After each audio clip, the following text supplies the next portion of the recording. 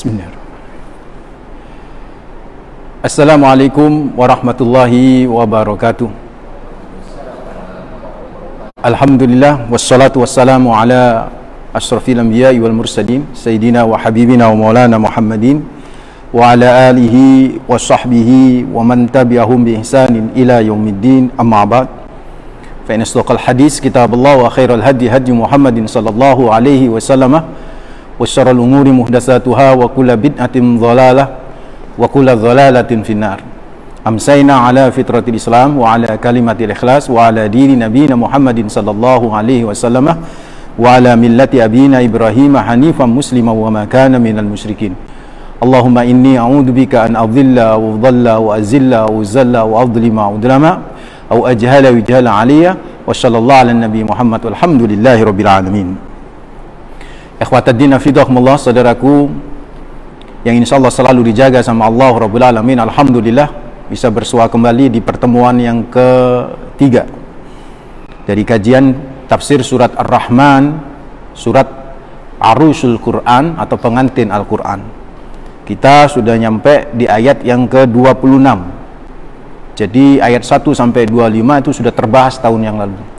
Kita masuk ke ayat 26, tapi nanti akan saya giring lagi supaya Anda paham, pemirsa paham ketika masuk di ayat 26 ini. Seperti biasa, ada ayat-ayat Allah yang dibaca oleh Ustadz Mashkur, yaitu ayat ke-26 sampai dengan ayat 45. Saya berharap pemirsa di rumah masing-masing bisa membuka mushaf surat Ar-Rahman, perhatikan apa yang dibaca oleh Ustadz Mashkur dari ayat yang ke-26 sampai dengan ayat 44. Silakan Ustadz.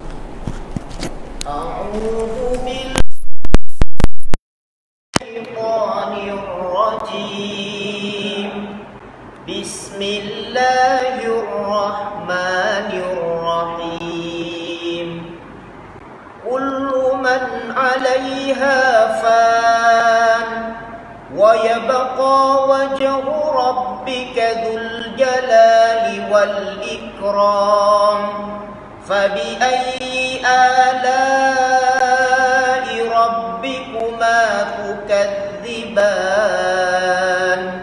yas'aluhu man fis samawati wal ardh kulla yawmin huwa fi sya'n فَبِأَيِّ آلَاءِ رَبِّكُمَا تُكَذِّبَانِ سَنَفْرُغُ لَكُمْ أَيُّهَ الثَّقَلَانِ فَبِأَيِّ آلَاءِ رَبِّكُمَا تُكَذِّبَانِ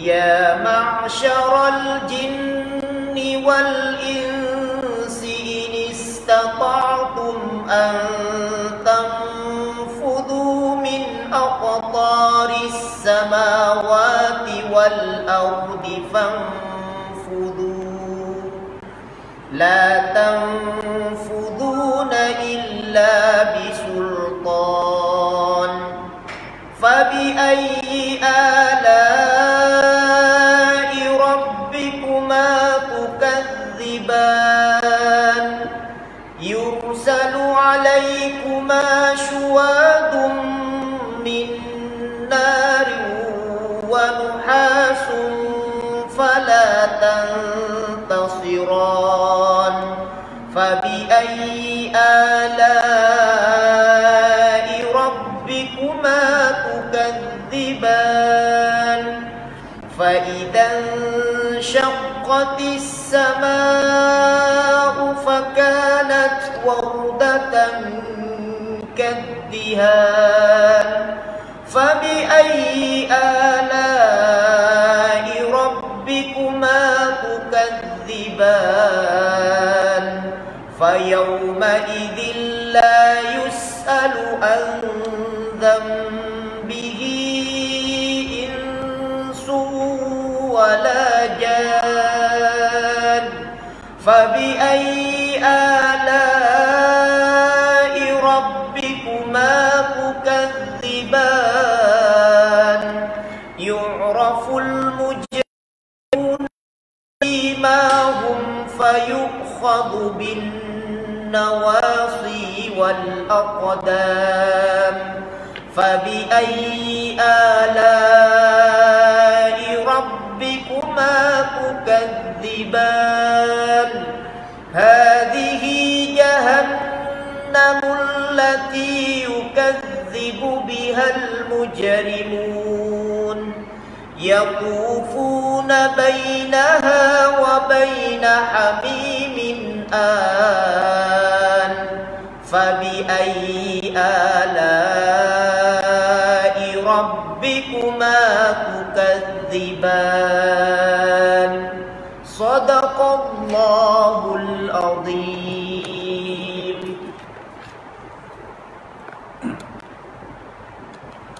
صدق الله العظيم وصدق الرسول ونحن على ذلك.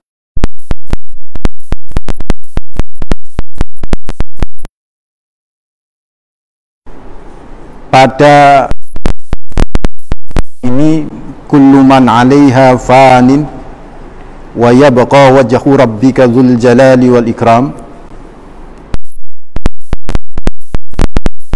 ala rabbikuma tukadziban.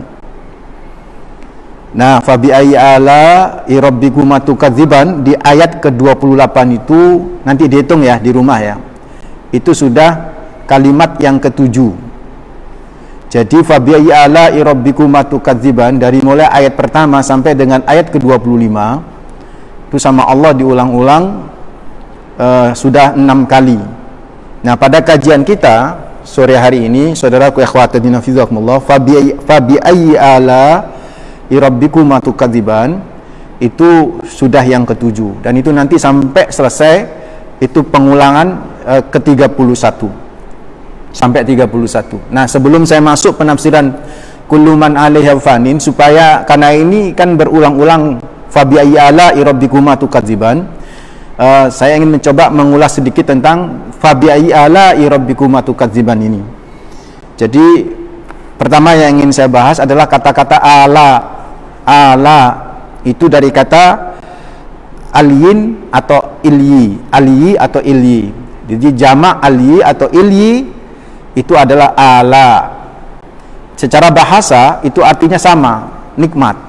Cuman kalau ilyi atau alyi, ala jamaknya ala, ini nikmatnya itu lebih khusus, lebih spesifik, lebih banyak warna gitu kan ya. Karena itu ilyi sendiri dari kata tala'la, yaitu bercahaya. Demikian yang diungkap oleh Al-Biqai dalam tafsirnya. Jadi ini nikmat membuat terpukau orang yang melihat nikmat itu. Mestinya seperti itu. Makanya nanti nikmat-nikmat yang diungkap oleh Allah di surat Ar-Rahman ini seolah-olah adalah nikmat yang berkilauan, yang luar biasa. Siapapun akan berharap untuk tidak mendustakan, akan berharap untuk merasakan nikmat itu dengan lebih baik lagi. Itu yang pertama tentang fa bi ayyi ala rabbikuma tukadziban. Di sini ada kata-kata duel. Duel itu musanna atau tasniyah. Kuma di sini banyak para ulama, mayoritas ulama menyatakan yang dimaksud dengan kuma kalian berdua, fa bi ayyi ala rabbikuma, maka nikmat Tuhan kalian yang manakah dari kalian berdua yang kalian dustakan. Nah, yang dimaksud dengan rabbikuma tukadziban di situ tasniyah dua, itu yang dimaksud mayoritas ulama adalah jin dan manusia.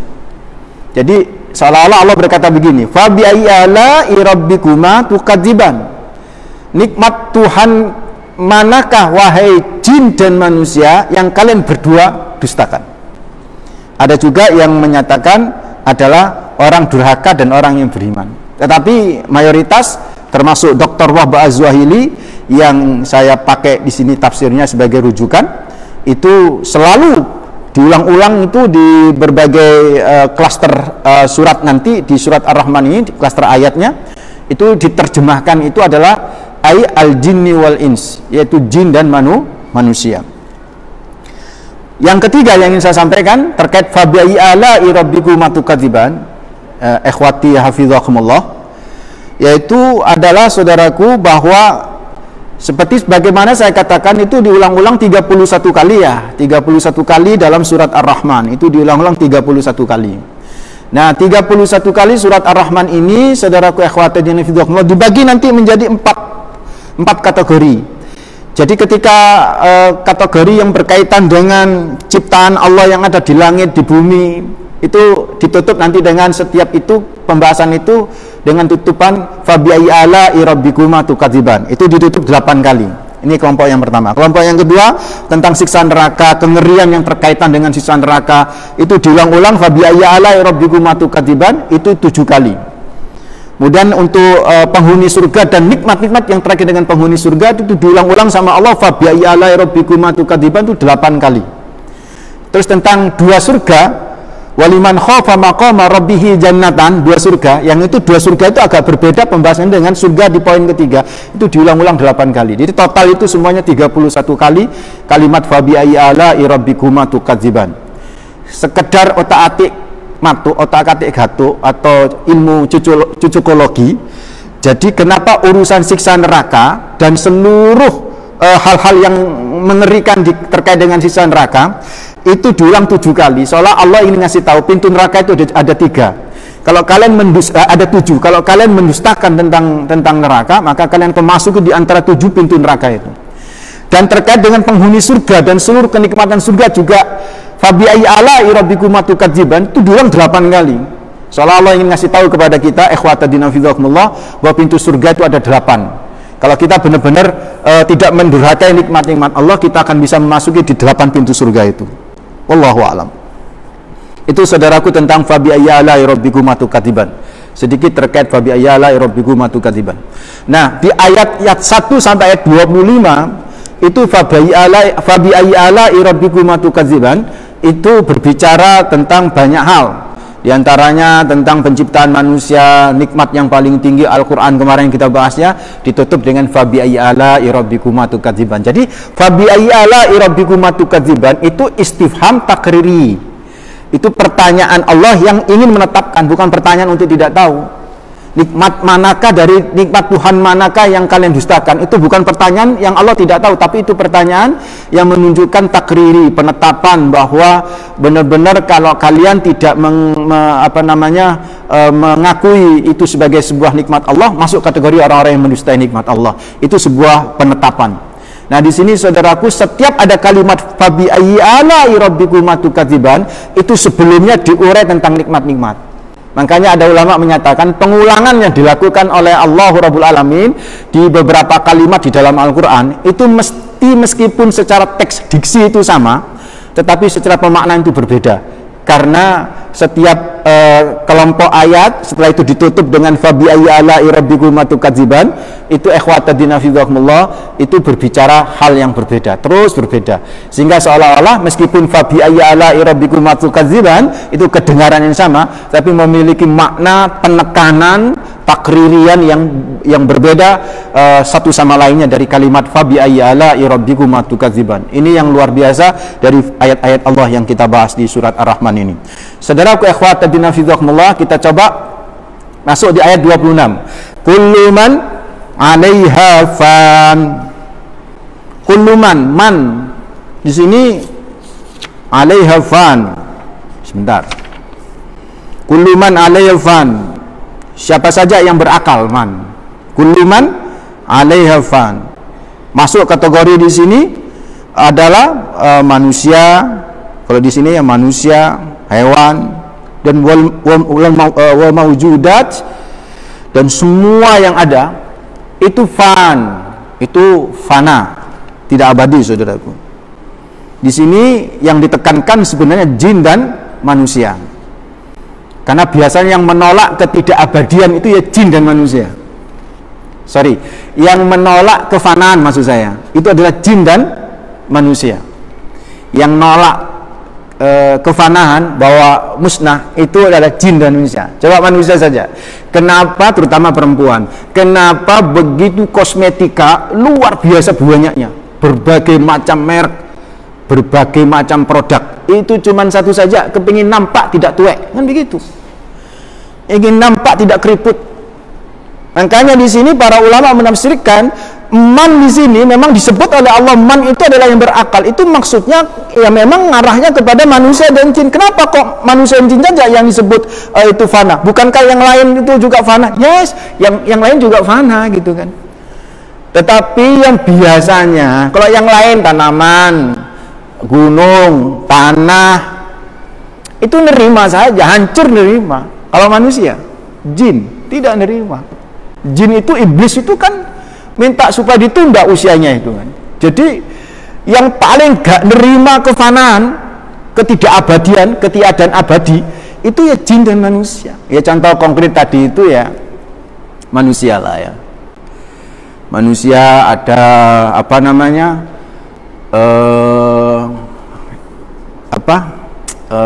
sulam alis, ada yang totok apa tuh mas,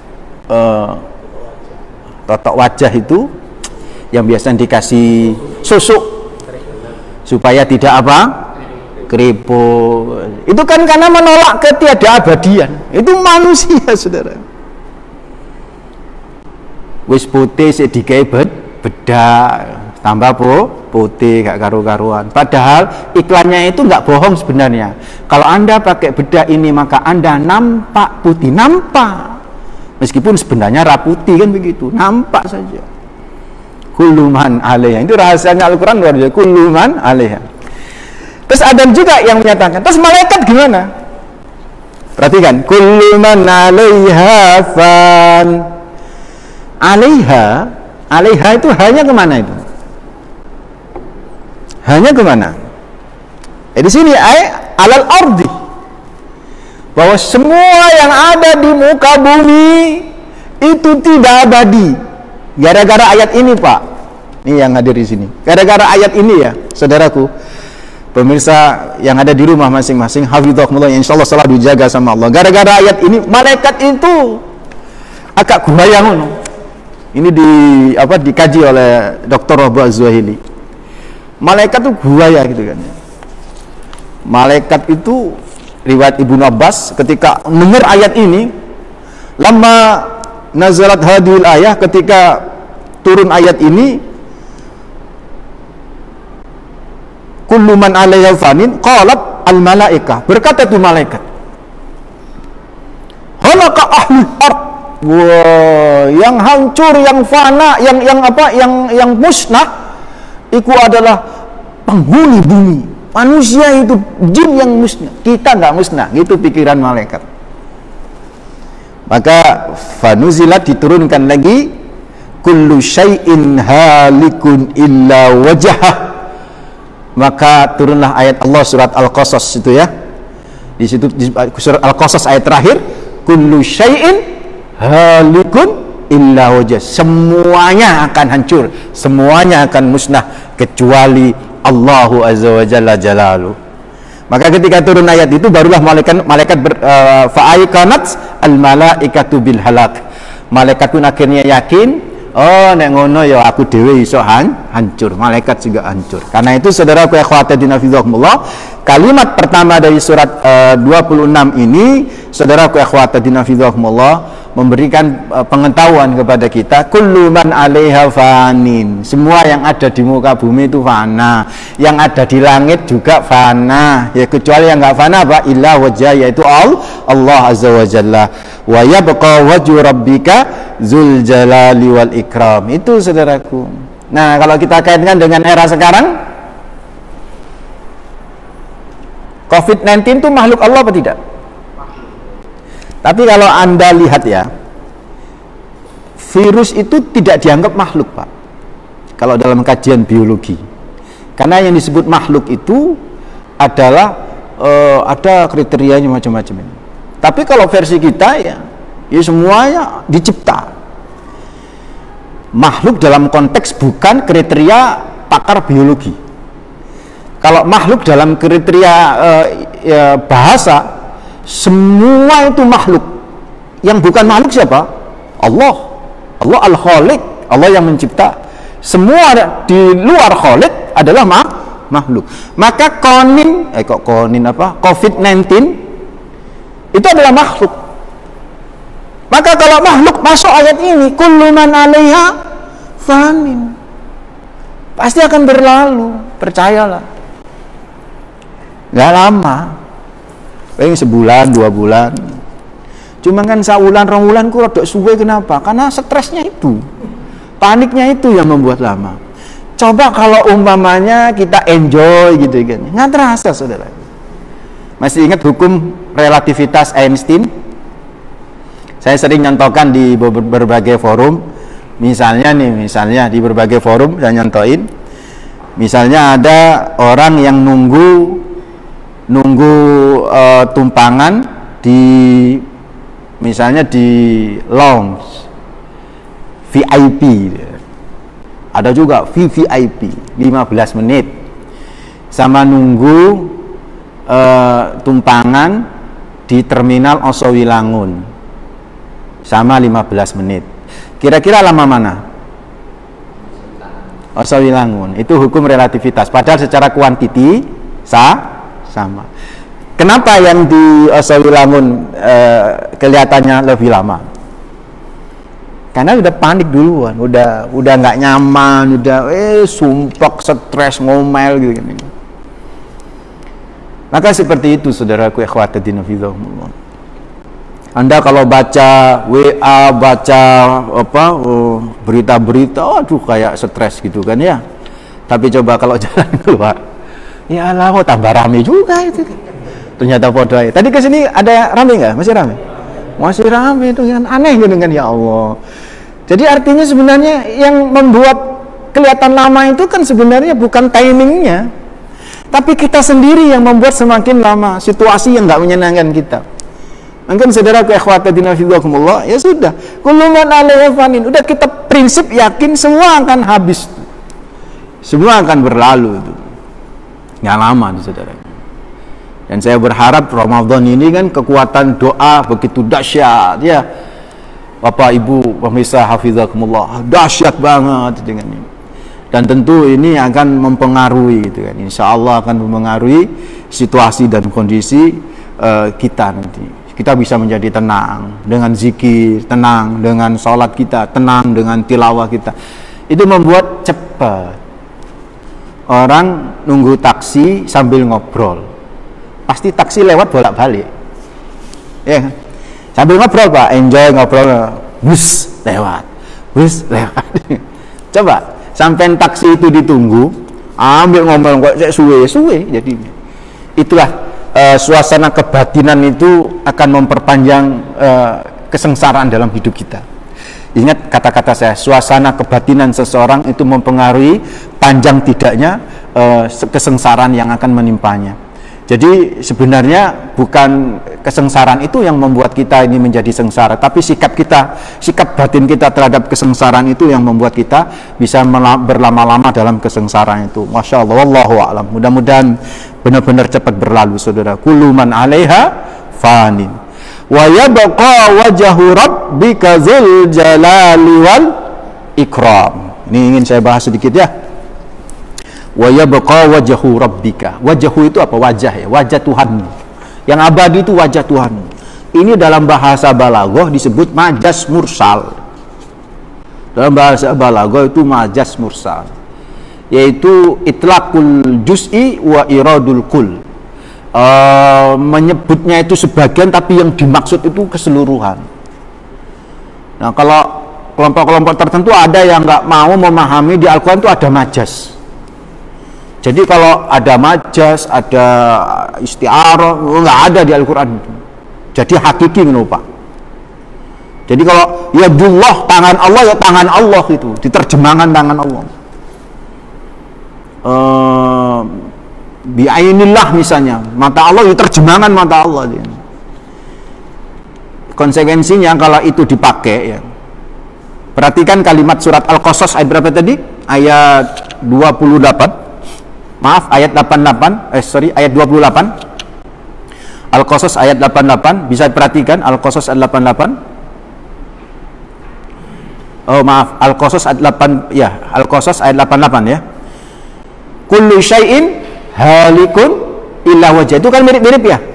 Segala sesuatu yang ada di muka bumi itu hancur illa wajah, kecuali wajah Allah. Kalau Anda tidak percaya dengan bahasan majas. Majas itu bahasa Indonesia apa ya? Tapi kalau majas itu ya menyebut sebagian tapi yang dimaksud keseluruhan. Itu majas mursal. Itu kalau di Al-Quran itu ya begitu, itu balaghahnya itu begitu, ilmu balaghahnya begitu. Memang harus paham itu kan ya. Majas ya, di Indonesia majas ya. Yaitu arti kiasan kan begitu yang dimaksud. Jadi kalau kemudian itu semua itu di muka bumi hancur kecuali wajah Allah yang nggak hancur, berarti kan cuman maaf ya, cuman kepala tok medeni saudara. Badan Allah hancur, tangan Allah hancur. Kalau kita tidak percaya atau kalau kita mengartikan personifikasi yang ada di dalam Al-Quran tentang Allah itu dipersonifikasi seperti manusia, mutajassim namanya. Itu ya konsekuensinya kayak begitu nanti. Dan itu di surat Ar-Rahman ayat 27 Allah menggunakan istilah wajah. Jadi maksud wajah itu adalah ya Allah gitu kan, bukan wajah. Kenapa kok wajah?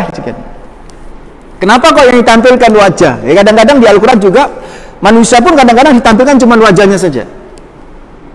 Karena wajah ini adalah bentuk kemuliaan. Wajah ini adalah bentuk kemuliaan. Seseorang bisa dikenal itu kan karena dari wajahnya. Kalau biasa-biasa saja akan berbeda itu. Saya pernah ceramah ya. Lama ini kejadiannya, beberapa puluh tahun yang lalu. Diundang oleh seorang ulama untuk berdebat dengan suatu kelompok begitu. Kebetulan yang undang ini ulama ini punya murid ini ngaji sama saya. Kebetulan muridnya ulama ini saya nggak usah sebut karena ini kode etik jurnalistik karena disebar kemana-mana. Jadi sang ulama ini Gus lah ya, itu punya santri ini ngaji juga sama saya. Santri ini usianya lebih tua daripada saya. Jadi ketika si santri ini mengajukan nama saya kepada kiai ini untuk menghadapi si fulan ini dalam berdebat, karena dulu masa muda saya, jidal terus saya, sekarang udah sadar saya, males saya jidal. Kalau di grup saya paling males ya, diam saja lah. Saya dulu di kampus itu udah langganan debat, dosen aja saya ajak debat, semua saya ajak debat. Nah mungkin karena itulah si santri ini ngajukan nama saya. Si Gus ini, si Kiai ini ngomong gini sama santri, isok ta gurumu itu gitu kan. Ya bisa itu. Nah pikirnya si Gus ini, lawang santrinya itu loh tuwek loh. Dia ngaji sama saya. Pikiran dia berarti gurunya dia ini lebih tua. Padahal saya pada waktu itu jauh usianya si santri ini sama saya itu jauh, selisih 10 tahun kalau tidak salah, hampir 10 tahun. Jadi jauh gitu kan. Wah, itu dihelap itu. Perdebatan itu dihelap forum, Mas. Forum. Sebenarnya saya sudah datang lebih awal. Saya kan tepat waktu sudah dulu itu.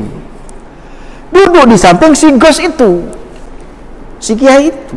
Cuman Kiai ini nggak ngereken, Pak.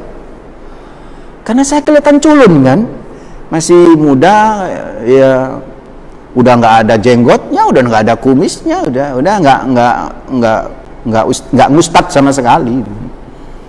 Saya tuh bawa tas koper yang isinya kitab. Saya sudah telepon Abi Ihya itu saya telepon. Jadi saya masih ingat itu saya telepon pagi, Abi saya gini-gini mau debat begini-begini. Saya sudah nyiapkan beberapa kitab, udah bagus. Kamu baca Syakron. Suruh baca Sakron sama Abi itu. Saya suruh baca Sakron. Itu udah saya baca Sakron, udah ngadepin, tenang mas saya. Saya duduk itu sambil bawa tas itu duduk, saya siap itu. Gak direken saya sama si Kiai itu. Sambil gini-gini. Mana itu? nyebut nama santrinya itu yang juga nyantri sama saya. Kok nggak datang itu? Nah, akhirnya santri saya itu datang. Mana temanmu ini sudah jam berapa ini? Mana gurumu udah jam berapa ini? Loh, Yai, itu di samping. Melihat saya itu ya, ya Allah, tambah membuat hati saya tambah sakit itu. Ya Pak ya, mungkin ya pertama saya pada waktu itu ya baru lulus ya semester lulus S1. Jadi ya mungkin kelihatan masih muda dan nggak tahu gimana. Si Kiai ini kok nggak percaya gitu. Dan wajah saya nggak percaya. Nah ini wajah nih. Jadi wajah itu menentu. Ini wajah itu menentukan. Ya kalau wajah kita udah nggak meyakinkan, saudara, habis kita itu. Jadi kalau sekarang banyak orang pakai topeng, ya kan? Si wajahnya itu supaya meyakinkan. Ya gitu itu. Karena memang ingin supaya diyakinkan. Tapi masya Allah ya. Bacaan yang disuruh baca guru saya itu masya Allah pengaruh itu saudara, pengaruh luar biasa. Jadi saya dihadapkan dengan seorang kiai dari Jombang pelosok, itu pemimpin torekot, salah satu lah torekot di situ. Saya baca sakron itu masya Allah tenang hati itu. Tapi pertama saya sudah keder dulu. Kenapa keder?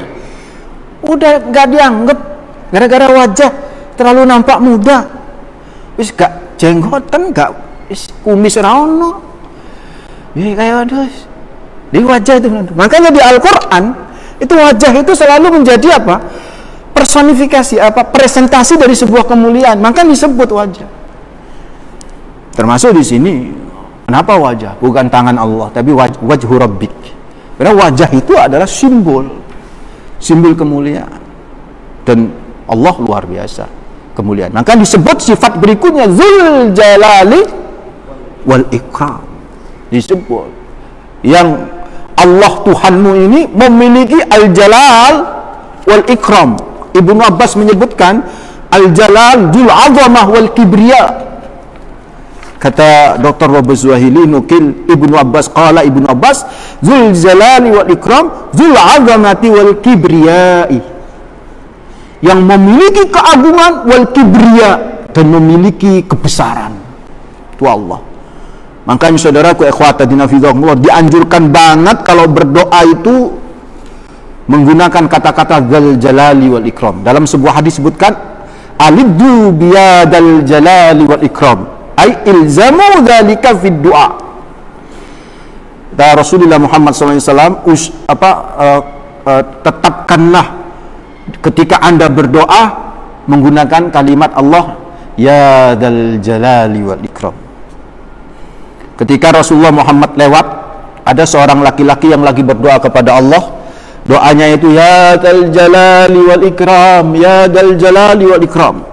Faqala, maka Nabi bersabda, qudis tujiba laka, telah dikabulkan doamu. Karena menggunakan apa? Dzal jalali wal ikram. Karena memang Dzul Jalali wal Ikram, waduh, kalimat yang menggetarkan arsy Allah.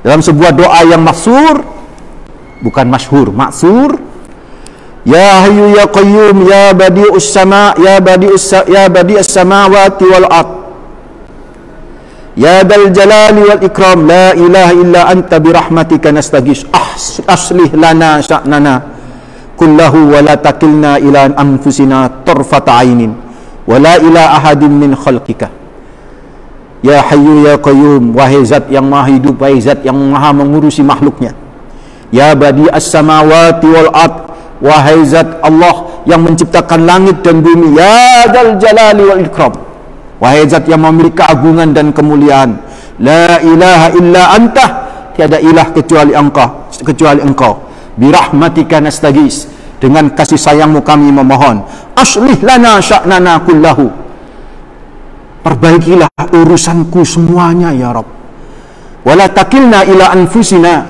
dan jangan biarkan kami ngurusi sendiri, wa ila ahadin min khalqik, dan diurusi oleh orang lain, tarfata ainin, walaupun sekejap mata. Doa ini masya Allah bisa diamalkan saudaraku, luar biasa. Ya dzal jalali wal ikram. Baru setelah Allah mengungkapkan kefanaan, Baru Allah mengatakan, menutup dengan kalimat biasa, yaitu yang ketujuh, fabi ayyi ala'i rabbikuma tukadziban. Nah, ditutup seperti itu. Maka nikmat mana dari Tuhan kalian berdua yang kalian dustakan? Loh Ustaz, fana kok nikmatnya apa sih? Kan ini urusan fana ya, urusan kebinasaan.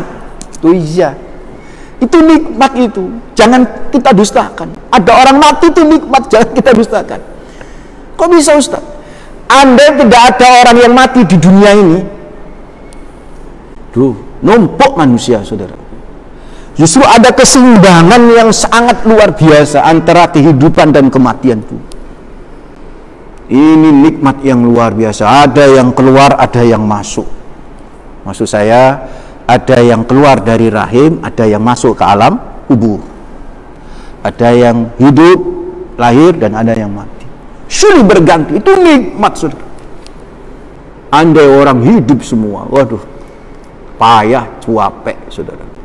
Istuwe, gak mati-mati, cuapek itu kan. Kematian itu, kata orang cerdas, itu justru adalah kenikmatan yang luar biasa. Al-Qayyis mandana nafsahu wa amila lima ba'dal maut. Orang cerdas itu orang yang mandana nafsu, selalu ngitung apa yang harus dilakukan pada dirinya. Wa amila lima ba'dal maut, dan melakukan apa-apa untuk orientasi kematian. Jadi kematian itu saudaraku ikhwatadina fidhakumullah adalah sebuah keniscayaan. Anda mau jadi apa itu masih mungkin. Anda mau haji masih mungkin. Anda mau lulus kuliah masih mungkin. Anda mau nikah masih mungkin. Mau nikah lagi pun masih mungkin. Tapi kalau mati itu adalah sebuah kepastian. Mati itu gerbang menuju sebuah keabadian. Nah, kan tadi saya katakan di awal kan, yang senang abadi itu kan manusia dan siapa? Jin. Jadi mati itu hanya pintu gerbang saja untuk menuju kepada keabadian, saudara. Jadi kalau kemudian kita sudah menjadi abadi, nikmat, kenikmatan hakiki ketika kita berada di situ. Kata guru saya itu baru kemarin itu bicara di cara tausiah itu. Oh, kita itu baru bisa istirahat kalau kita berada di mana? Di surga, saudara. Kita itu bercapek-capek sekarang itu di dunia, terus bergerak. Apalagi ujian sana sini, luar biasa. Belum lagi godaan, luar biasa. Tapi yang paling penting saudaraku, tetaplah tawakal, sabar.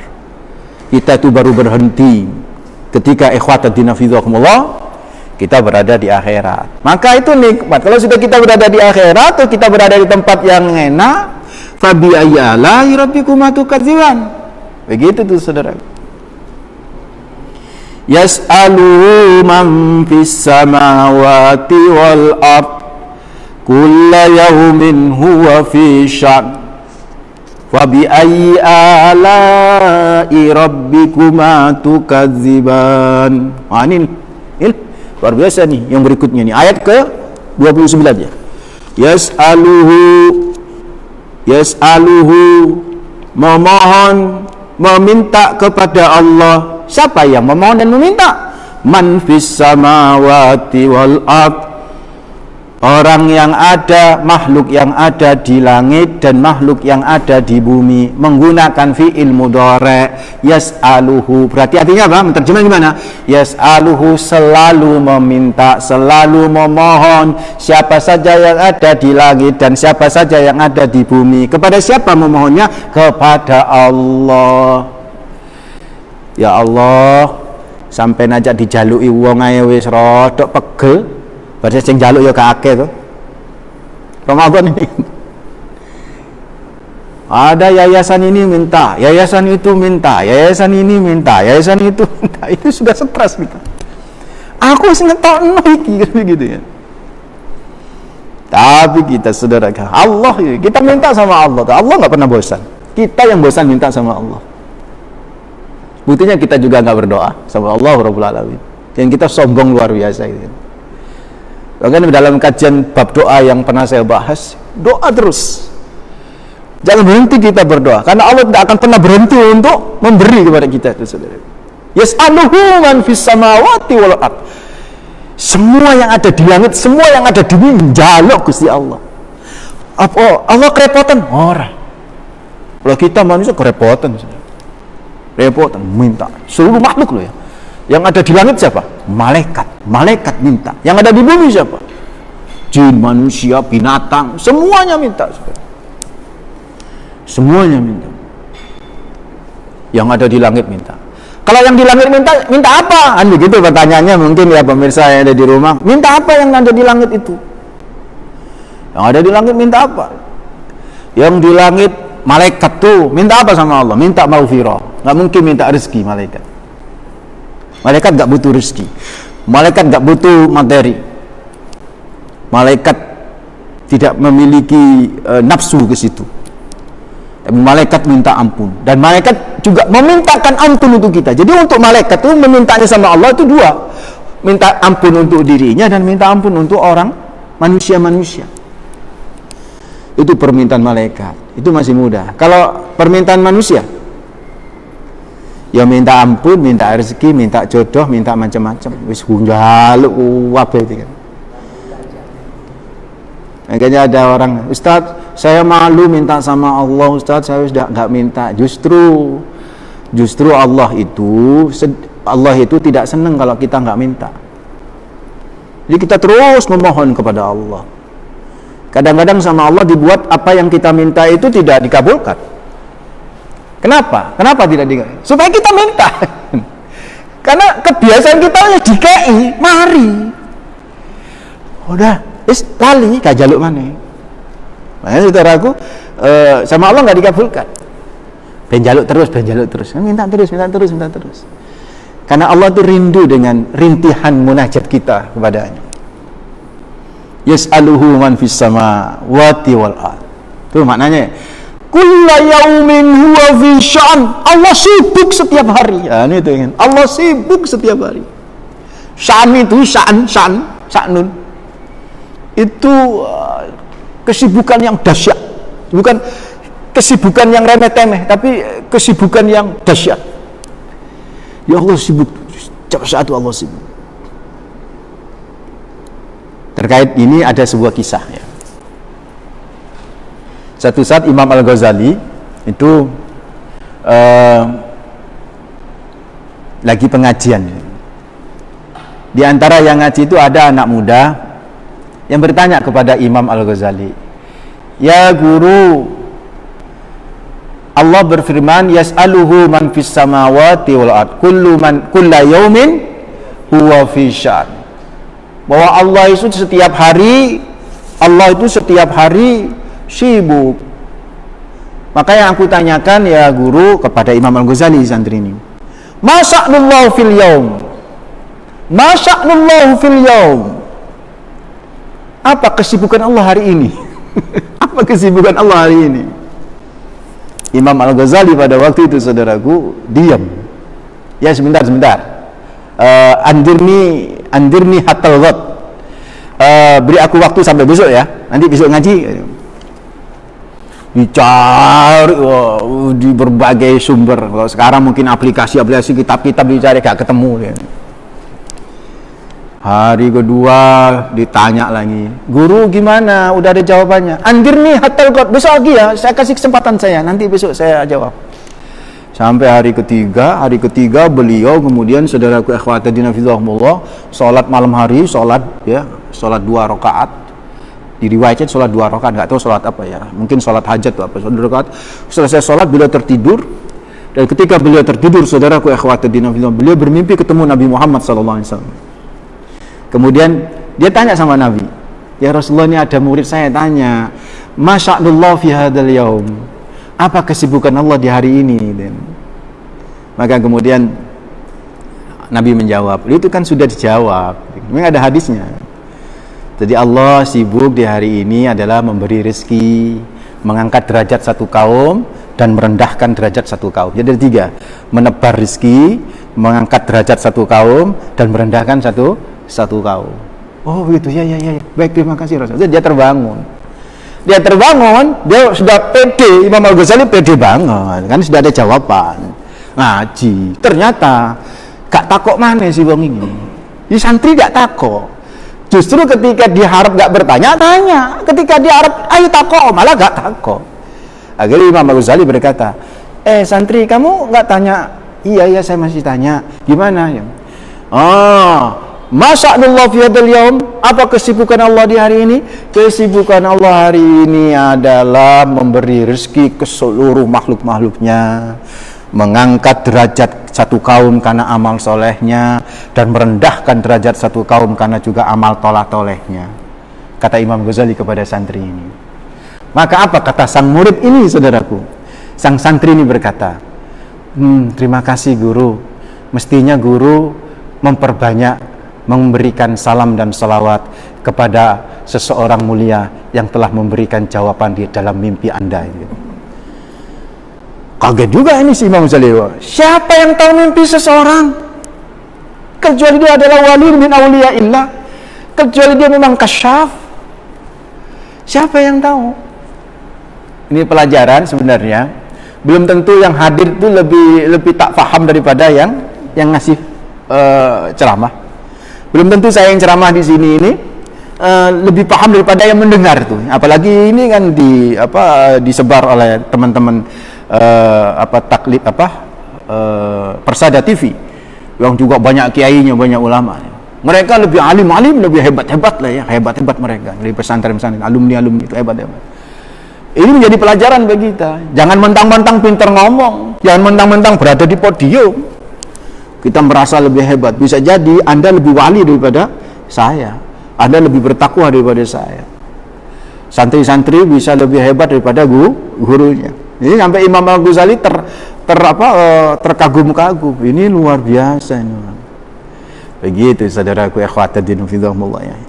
Jadi apa kesibukan Allah di hari ini? Banyak riwayat menyebutkan, yaitu tadi memang Allah memberi rezeki. Karena memang orang paling banyak minta rezeki kan, paling banyak minta rezeki, akhirnya ya Allah menebar rezeki mana-mana. Itu kesibukan Allah. Jadi sibulan.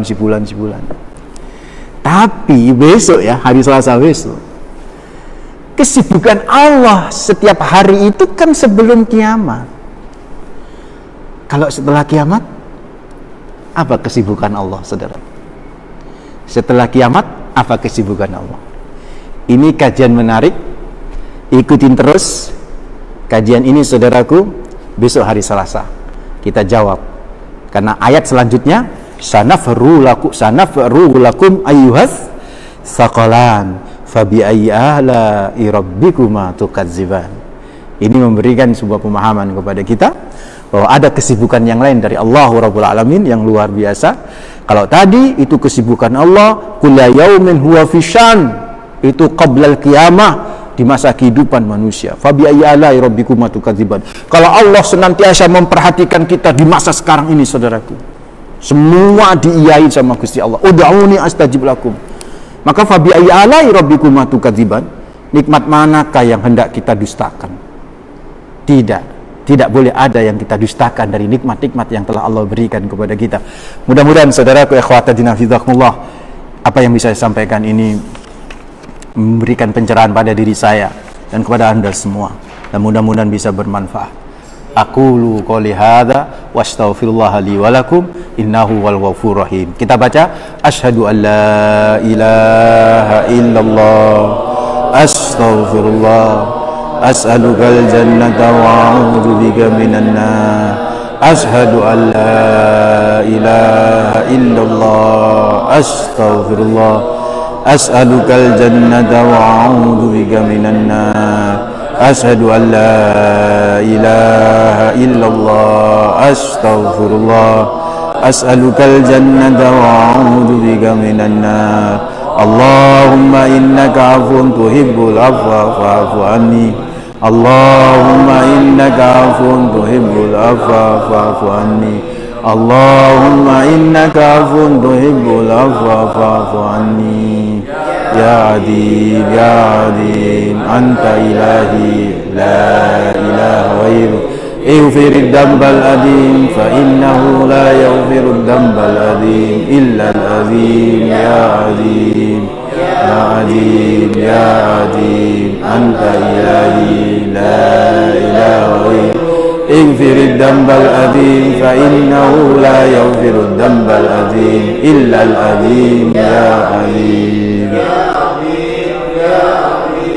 أنت إلهي لا إله غيرك اغفر الذنب العظيم فإنه لا يغفر الذنب العظيم إلا العظيم يا عظيم اللهم سلمنا لرمضان وسلم رمضان لنا وتسلمه منا متقبلا اللهم سلمنا لرمضان وسلم رمضان لنا وتسلمه منا متقبلا اللهم سلمنا لرمضان وسلم رمضان لنا وتسلمه منا متقبلا Wassallallahu ala sayyidina Muhammad walhamdulillahi rabbil alamin. Istighfar, astaghfirullahaladzim, astaghfirullahaladzim, astaghfirullah. Subhanakallahumma bihamdik, asyhadu an la ilaha illa anta, astaghfiruka wa atubu ilaik. Kita baca Al-Asr, bismillahirrahmanirrahim. Wal asri, innal insana lafi khusrin illa alladzina amanu wa amilus salihati wa tawasaw bil haqqi wa tawasaw bis sabr.